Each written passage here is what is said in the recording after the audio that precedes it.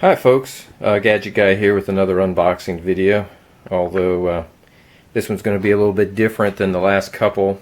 Those were for brand new retail items, and this particular item is far from brand new. What should be here in this box is a Timex Sinclair 1000, which is vintage 1982. So the seller indicated that the item looked to be in brand new condition and questioned whether it had ever even been used. So we'll see. I've had eBay items go both ways, where they don't meet expectations and sometimes exceed them.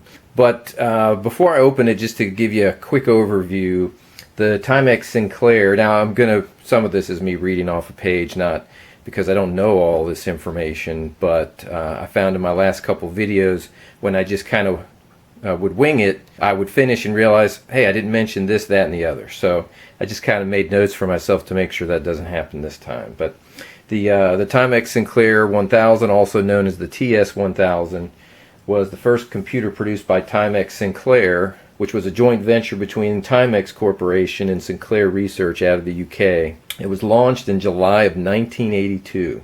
So that would be just over 37 years ago, because it is now August of 2019. It had a sales price in the United States of $99.95, which gave it the reputation for being the first computer ever available in the US for under $100. And actually this pricing initiated a price war with Commodore International that at the time had launched the VIC-20, so they cut the price on the VIC-20 to match the price of the TS1000. And actually a year later, by 1983, this device was selling for $49. And this is, in the early 80s, so with the price of inflation, they were, when you factor that in, it still was not a lot of money. So anyway, let's go ahead and open it up. I can give other facts and figures as we go along, but I'm kind of anxious to see just what kind of condition the computer's in. It would be great to have stumbled on one that's in fantastic condition, but 37 years is a really long time, so we'll see. Okay. Got some tape now. Alright, let's see. And I think one thing I'm going to try to make clear is just how small of a computer this is. I mean, you think of vintage computers, usually you think of some pretty large devices, but the TS1000 was really quite a compact computer. Oh, okay, I went to all the trouble to turn everything around and I got it upside down. Anyway, let me get rid of the shipping box here.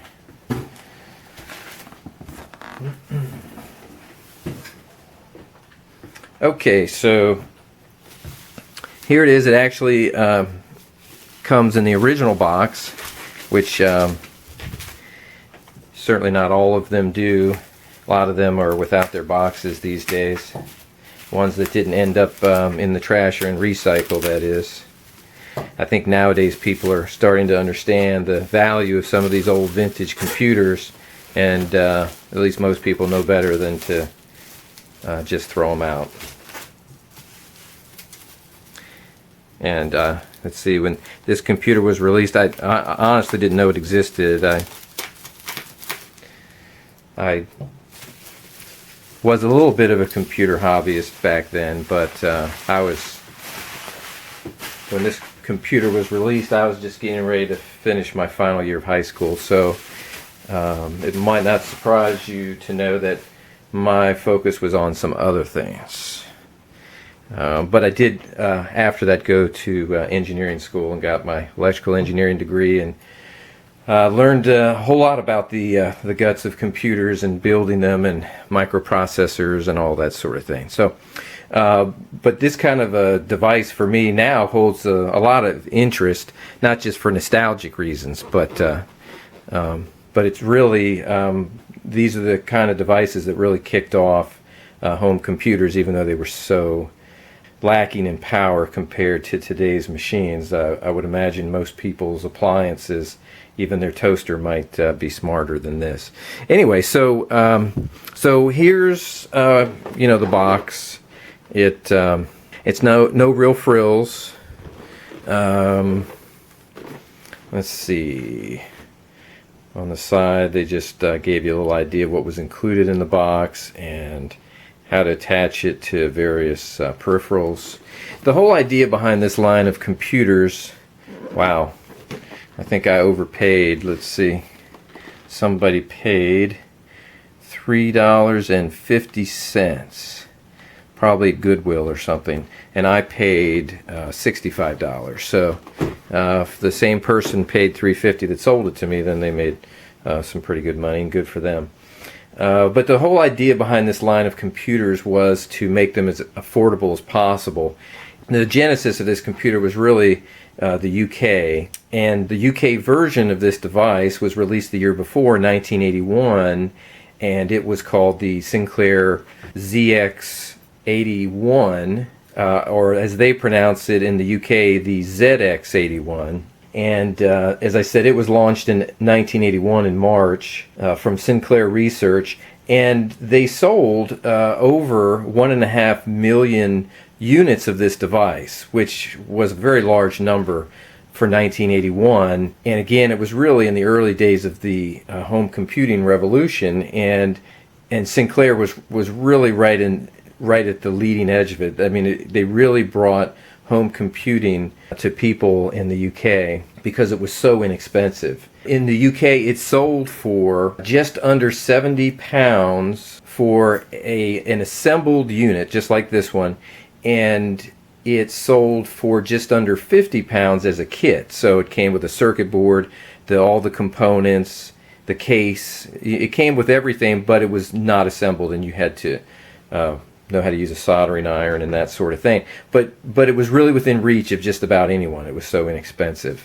And it was just unheard of for a computer, a fully functioning computer, to be available at that price. And so let's go ahead and open the box. Okay, let's see.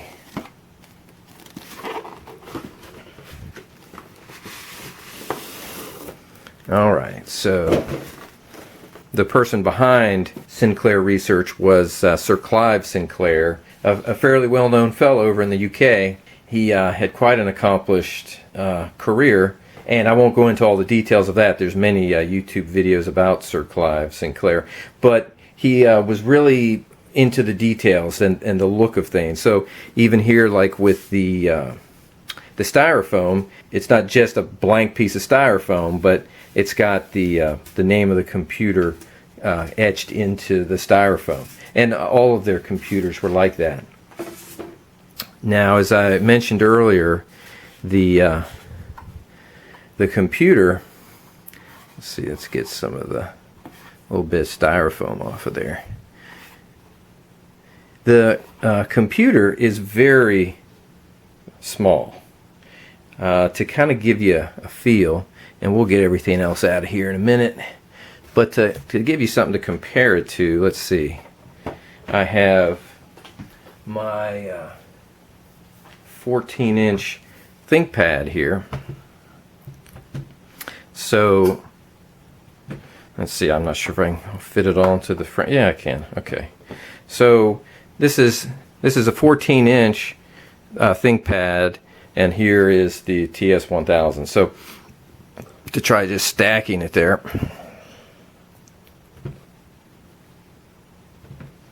you can see that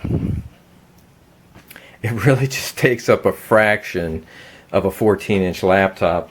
Or one other point of reference is my trusty old EEE PC, so which is a 10-inch device, and let's see how they compare. So I can set the TS1000 on there, and I still have several inches left over. So front to back, they're about the same. Actually, the Sinclair is just a little bit shorter than the EEE PC. So this is Asus 1005HA. Anyone who might be familiar with that device and the size of it. So really small, and when I think of retro computing anyway, and the computers of the late 70s and 80s, they were quite big. The TRS-80, the Apple II, Commodore 64, and this was a major player at the same time, and it's just so darn small. So very interesting what they pulled off here, and the whole idea behind this device, and you can kind of start to get a feel for it as you look at it. I mean, it has what they call a membrane keyboard here, so there's no moving parts. You would just apply pressure to these buttons. Before I get too much into the physical appearance of the device, to give you just an idea what Clive Sinclair, what his whole philosophy was on this line of computers, it was to make them as cheaply as possible so that they would be available to the majority of people. And they took many cost-cutting measures. For one thing, the sister device, if you will, in the UK, the ZX81, it came with 1 kilobytes of RAM. Okay, so like my little EEE PC over there has got 2 gigabytes of RAM, right? So this has the UK version had 1 kilobyte of RAM, so 1,024 bytes. I mean, very small amount of memory. Now the Timex Sinclair, so when they brought it over here to the United States, Timex actually doubled the RAM. So this device has 2 kilobytes of RAM, but still, that's really a paltry amount of RAM. But it was a cost-cutting measure because RAM was very expensive at that time. It was shipped without a monitor, so it connected up to your TV. If you look on the side over here, it says, well, the paint's not quite perfect there, but it says TV, and so this was an RF output to an old-style TV from the 70s and 80s. Also, there was the earphone and microphone jack, and then the power input. Coincidentally, they're all the exact same jack, so you could accidentally plug power into any of these. But my understanding is that it was designed in such a way that if you made that mistake, it did not harm the device at all. But so it had an RF output, so you could connect it to your TV. Now, I'm not sure if I still have a TV from that vintage, just to kind of give you a quick look around it. The other sides don't have anything. The back has an edge card, and that's to connect a handful of peripherals that were available. And then on the back, there's just something that you would see in computers and game systems back in the day, a little switch to go between channel 2 or 3. Based on what worked best for your TV at that time. And that's really it. Oh, and there is actually working vents in this computer. Predecessor model had painted on vents, believe it or not, just for appearance purposes, but it was not a vent. But that one is. Also, the display. So when you displayed this on your TV, your resolution was 32 characters by 22 characters. So very low resolution, but for the day and time in which this computer was released, it was fine. It was competitive with other computers. The CPU inside this machine is the Zilog Z80 CPU, and it's running at 3.25 megahertz. In contrast, my EEE PC over there runs at 1.6 gigahertz. So, and it's considered slow, but this runs at 3.25 megahertz. Now, I was alluding to other ways that they save money, and one of those was this membrane keyboard right here. So there's no moving parts. It just you just put pressure on a key to actuate it, and so that's it. There's not a single moving part in this device.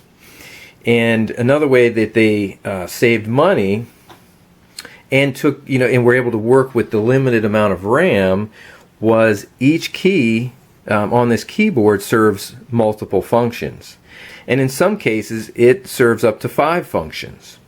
So, for instance, the G key doesn't produce just a G based upon other keys using the shift and function key and that sort of thing. It could also produce the go-to command, the LL-list command, the absolute value command, and the graphical character that's portrayed here on the key itself. And so that didn't make for touch typing for sure, and it didn't make for fast typing. But what it did allow was for, instead of, for instance, the LList command taking up 5 bytes of RAM, it only took 1 because you were pressing 1 character.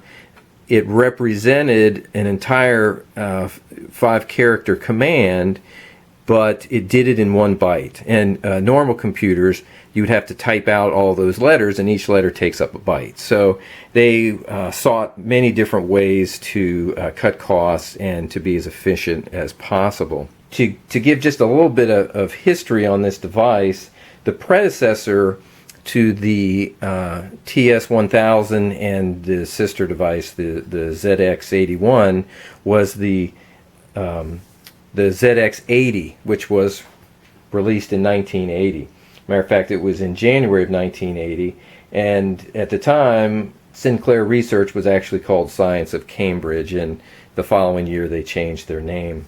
And the ZX80, it's notable for being one of the very first computers available in the United Kingdom, and it was launched at a price point of less than £100. So again, from the very beginning, the focus was on building a computer as cheaply as possible. Now, it was also available in kit form for just under £80, just barely under £80. But again, that's where the purchaser had to assemble the computer themselves and solder the components onto the printed circuit board and so forth. The ZX80 was very popular even from its initial launch. And apparently, as it was reported, there were at times a waiting list of several months just to get the computer. And my understanding is they sold anywhere from, it depends on who you ask apparently, but they sold anywhere from 50 to 100,000 units of the ZX80. Of the ZX81, the daughter machine to this one, they sold over 1.5 million copies. I may have already mentioned that. And I read, I think it was on Wikipedia actually, I read that the TS1000 here in the United States, that it was very popular upon its initial launch as well, and sold approximately 600,000 units here in the United States.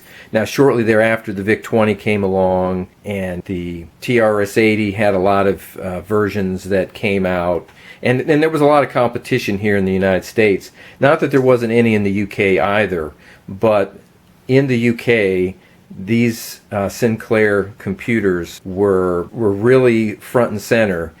Now, I actually didn't even know about this computer and any of the Sinclair computers until just a few months ago when I was watching a video by David Murray, who's more famously known as the 8-Bit Guy on YouTube. If any of y'all are into vintage computing, classic computers, that sort of thing, David has quite a library of videos that he's published on YouTube on vintage computing, restoring vintage computers, where he actually restores a computer and walks you through it in the video. Just a lot of really interesting videos, in my opinion, when it comes to retro computing, vintage computing, that kind of thing.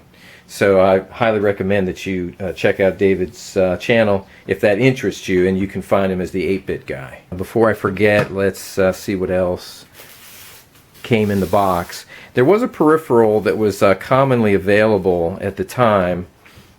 It took advantage of this edge card back here, and it was a 16 kilobyte RAM expansion module. This particular device did not have the RAM pack with it.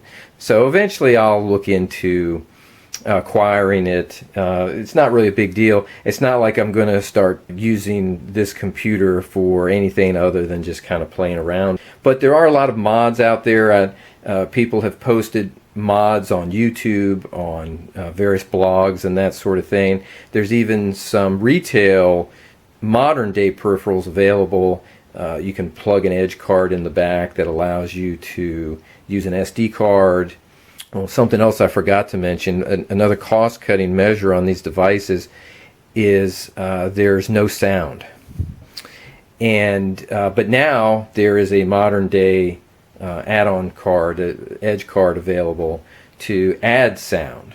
And the output of this device is black and white, so monochrome. So there's no color. Again, another cost-cutting measure. And there was another peripheral available. Oh yeah, there's various mods, including a card that you can, an edge card you can add on that will allow you to output to composite video. So basically, it will accommodate modern day televisions.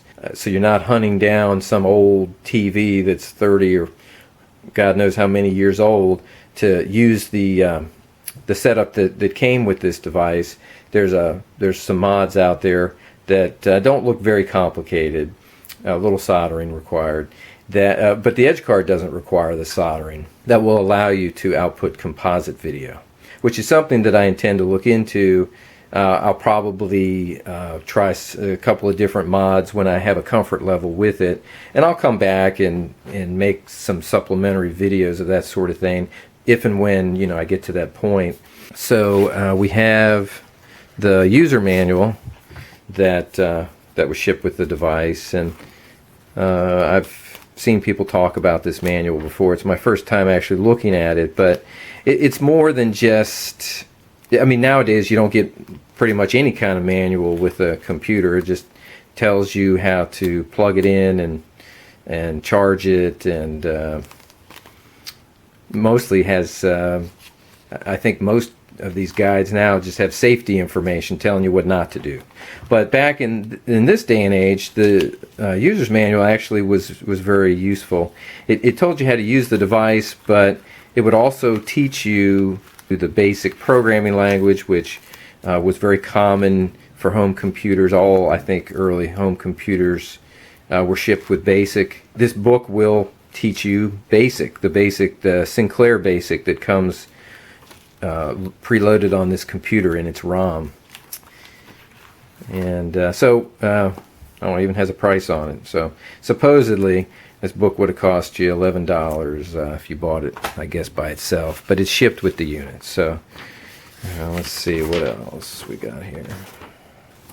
It's a letter congratulating you on your purchase. It tells you how you can enroll in the Timex Computer Club, which I imagine is defunct by now. But there is actually a very active users group on the internet for these devices. So something very similar to that is still in play today. Let's see. It's telling you televisions that are incompatible. Well, they spelled it wrong. Incompatible with the device. And okay. And on this side, actually, it's compatibilities. I think I failed to mention this earlier, but one other way that Timex and Sinclair kept the cost of this machine down was the way that you stored and loaded your programs was via cassette player / recorder. And you didn't buy one with the device. It was compatible, and this is a list of compatible cassette recorders. But you used a cassette recorder, player, whatever that you already had available around your house. So you didn't have to buy a special one to use with this computer, unlike TRS-80 encouraged you to buy their cassette recorder and some of the other home computers. But this one, it sought to make use of devices you already had around your house. So you used your cassette recorder, you used your television as the display, that sort of thing. So that's why you won't see anything in here advertising those products to buy separately. because they sought to take advantage of common devices that people would already have at home. I just set this aside. This is their 90-day limited warranty, so I'm sure it'd be returned to me should I try to send in that card. Let's see, this is I guess this is, oh yeah, technical support, okay, and a service contract. So interesting that this stuff is still here in the box. Okay, and here you could order cartridges that would plug into the edge connector in the back. Well, I take back what I said. They did have the option. Oh, well, I guess Timex added the option. Sinclair didn't, but Timex added the option if you wanted to buy a cassette recorder from Timex, you could. But also a joystick. Joystick could connect to the edge connector. It's kind of interesting the way this is made. Okay, so here's software titles that were available at the time. Looks like the prices ranged, and these would have come on cassette. Looks like the prices would have ranged anywhere from $10 to, what's the most expensive title on here? Looks like the highest I see is $19.95. So anywhere from $10 to $20 was the software title at the time, and that was really considered a really reasonable price, because most competitors sold their software titles for significantly more. Yeah, okay, so here's Timex, not Sinclair, offering you peripherals that you could buy in the form of the cassette recorder and the printer. Although the printer, that wasn't just a Timex thing, that you could buy that with the Sinclair version of the computer as well. Anyway, so it's kind of neat. It's kind of interesting to see the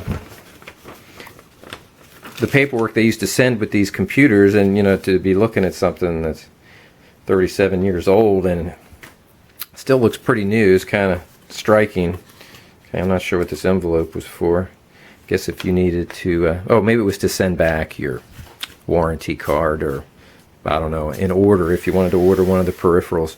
This was the RF modulator box that people back in the 70s and early 80s were very familiar with. The old Atari game system from the late 70s and into the early 80s always came with one of these, and this would just allow you to work with the VHF input of your old TV. It was usually a couple screws in the back, and so you would screw this end onto the TV, and you would switch between the TV or your computer or game system or whatever. And so just this little slider would allow you to tell the TV which device you wanted to use. And if you had maybe an antenna for your TV, you'd have to disconnect it so that you could connect this device, but then you would connect your antenna down here, so it would be in series. Anyway, it was kind of a standard little box for back in the day. I have to admit I'm old enough to remember these things. And let's see, we've got this is the cables for your cassette recorder to connect your recorder to the TS1000 to load your programs or save them to tape. And my understanding is that to the time that it took to load a program from cassette was normally about 5.5 minutes or so. So I guess people are kind of spoiled today. You click on an application that you want to run from within Windows, and it's usually popping up and running within a fraction of a second, to, if you have a slow computer, maybe it'll take a couple seconds. But that's a far cry from 5.5 minutes. And this is as a matter of fact, looking at these cables, they do have some some styrofoam on them because they've been in the box for so long, but there really is no evidence that they've been used. As a matter of fact, they do look brand new. They just have that feel about them, and It looks like it looks like the original twists of the wire. It just doesn't look like it's ever been untwisted and then retwisted. So if so, that's great. I always like to be able to get an ancient device that's actually brand new. And yeah, just the feel on the plastic. I don't feel the oil from anyone's fingers. There's no fingerprints on it except the ones I'm putting on it right now. I would say this does appear to be brand new. That's wonderful. There were people that had shrink-wrapped versions of this computer on eBay that had obviously never been opened because they still were shrink-wrapped, but one of them ran, I think it was $350, and the other one was $700. And if I'm going to pay that much money for an ancient device, I'm not going to open it because now it's not worth that anymore. I'd much rather prefer this approach where I find something brand new, but it's in an open box, and the price is representative of that fact. So that's pretty much it. I don't see anything else under here. That's it. It's just regular styrofoam. But as I said, I'll have follow-up videos as I play with the device, as I find time. And again, this is really just a hobby.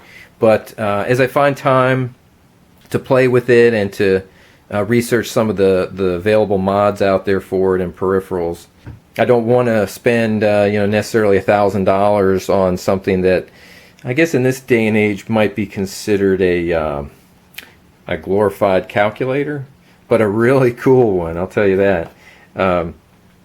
So we'll see, but I do intend to have some follow-ups down the line. I think this is a really interesting and historical piece of computing hardware, so I'd like to take it a little bit further. But anyway, for now, that's the unboxing of the Timex Sinclair 1000. Thanks for watching. Take care.